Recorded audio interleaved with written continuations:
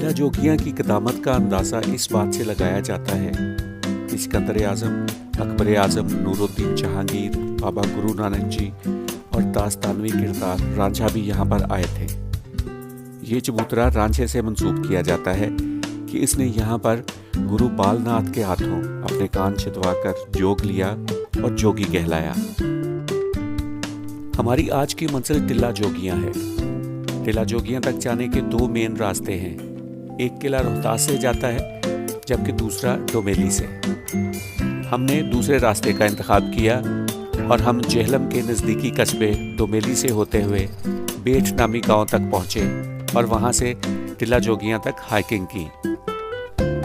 इस्लामाबाद से टिल्ला जोगियां तक का सफ़र तकरीबन 4 घंटों पर मुश्तमिल है। भेट नामी गांव तक 2 घंटे की ड्राइव है और वहां से मजीद 2 घंटे की चढ़ाई के बाद आप टिल्ला जोगियां की चोटी तक पहुंचते हैं, जहां पर के कदीमी खानकाहें हैं। डोमेली से आगे गेतर तक सड़क नहायत शानदार और आरामदेह है, जबकि गेतर से भेट तक सड़क काफ़ी ख़राब और तंग है। यहाँ से टिल्ला नज़र आना शुरू हो जाता है। हमने ये सामने नज़र आने वाले पहाड़ की चोटी तक जाना है।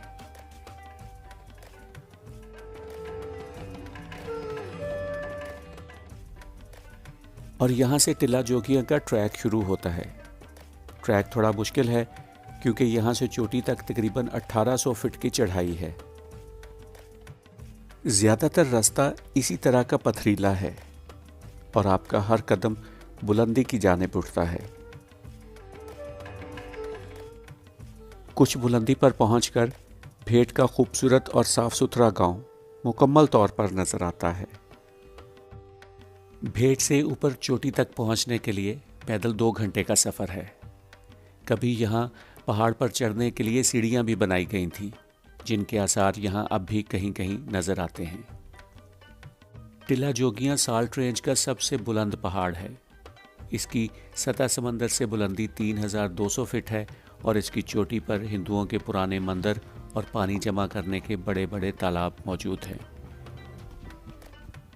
जब हम 2 घंटे के पैदल मुश्किल सफ़र के बाद चोटी पर पहुंचते हैं और वहां वसी और अरीस मजहबी इमारत को देखते हैं तो जहन में पहला सवाल ये पैदा होता है कि जहां पानी भी दस्तयाब न था, उसे तारीख में एक बड़े मजहबी मकाम की अहमियत कैसे हासिल हो गई। अब हम अपनी मंजिल के बिल्कुल करीब पहुंच चुके हैं और यहाँ से कुछ ही ऊपर मंदिरों और समाधियों का सिलसिला शुरू होता हुआ नजर आता है। आर्कियोलॉजी सर्वे ऑफ इंडिया के मुताबिक ये मंदिर सन 650 से सन 900 के दरमियान में तामीर हुए। टिल्ला जोगियां सूरज के पुजारियों, हिंदुओं, बुद्धों, जैन, सिखों और मुसलमानों सब के लिए मुतबरक समझा जाता है। महाभारत लड़ने वाले पांडु बरादरान भी यहाँ आए। बुद्ध मत के मावरों ने भी यहाँ 11 साल तक तपस्या की और निर्वाण हासिल किया। टिल्ला जोगियां के हवाले से गोरखनाथ के बाद जिस जोगी को शोहरत मिली उसका नाम बालनाथ है।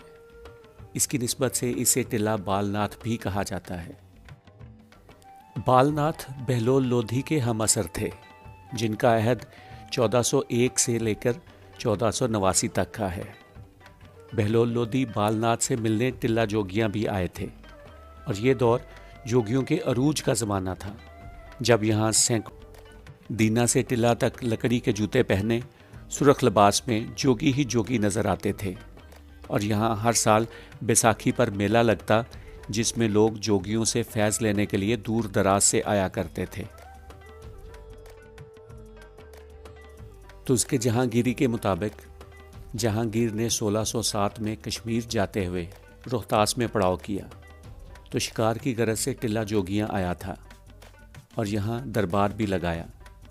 और अकबर आज़म के मुतल्लिक़ तो कहा जाता है कि वो 1581 में यहाँ नंगे सर और नंगे पांव आया था और जोगियों के गुरु से मुलाकात भी की थी।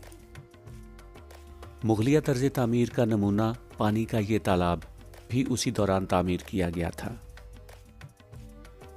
आज ये मंदिर और समाधियाँ बहुत ही खस्ता हाल है।